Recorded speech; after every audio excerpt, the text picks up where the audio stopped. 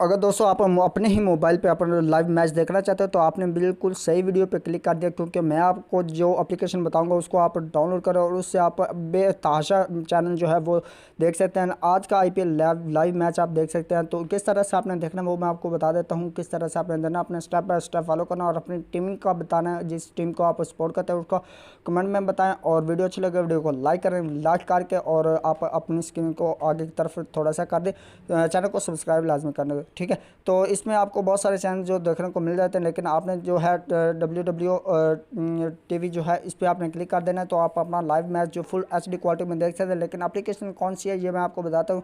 Live net TV के नाम से एप्लीकेशन है जो आप इससे फुल HD क्वालिटी में अपने आप मोबाइल पे ही देख सकते हैं।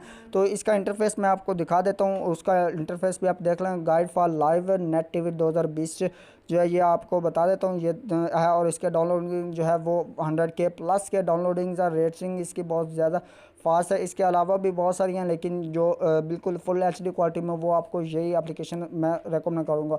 तो ये थी आज की वीडियो। तो आपको कैसे लगी? थैंक्स फॉर वाचिंग एंड अल्लाह हाफिज़, बाय बाय।